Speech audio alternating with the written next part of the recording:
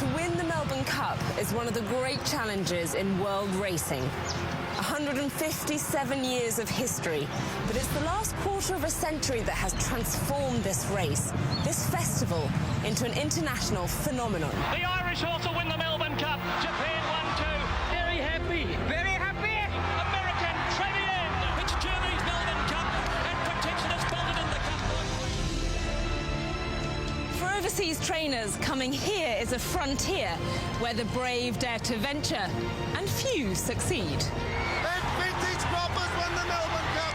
It took an Irish horse in 1993 called Vintage Crop and his trainer Dermot Weld to spark a revolution. This race will be developed to be the biggest 2-mile race in the world. I predicted at the time that Vintage Crop's win would be the internationalisation of the Melbourne Cup, and that's what's happened. Fittingly, Vintage Crop's been immortalised as a racing pioneer. What he achieved that day is why Australia's great race is now the world's great race. The impossible gamble was now a possible dream. For English trainers like my dad, the Cup was now firmly on the radar. And Media Puzzle goes to the line to win the Melbourne Cup. And when Dermot did it again, it became an obsession. Salutes the heavens. That's for Jason. That story became the movie. Damien Oliver riding an Irish horse to victory days after his brother Jason died in a race fall. Melbourne Cups don't mean a thing to me anymore. I'd give it back right now to have my brother back. Over the past 25 years, the Cup has joined the list of the world's greatest races, like the Breeders' Cup and the Kentucky Derby in America, Ascot's Gold Cup or the Prix de l'Arc de Triomphe in France, and Dubai's World Cup.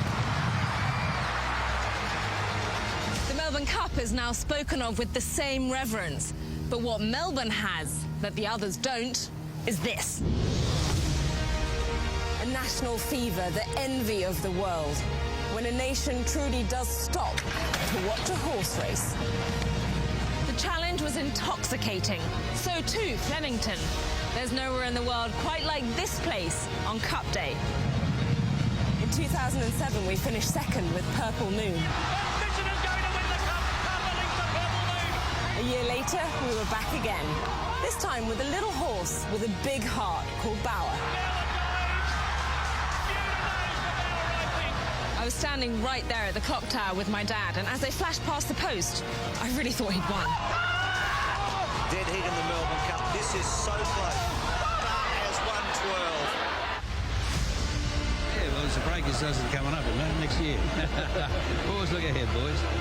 It took an Australian icon to beat us. Bart and his champ viewed. Winning the Cup has eluded some of the biggest names in racing. The most powerful stable in the world, Godolphin, is still searching for their first. So too, the world's best trainer, Aidan O'Brien. His son, Joseph, beat his dad to Cup glory when he trained Rekindling to victory last year. Johannes Vermeer and Rekindling, stride for stride. Rekindling has won the Emirates Melbourne Cup. There's simply no greater place to be on the first Tuesday in November than here, amongst the roses, amongst the legends, amongst the history that is the Melbourne Cup. And surrounded by the nerves and the anticipation that comes with winning one of the world's great races. This is Melbourne Cup Day, and the world is watching with envy.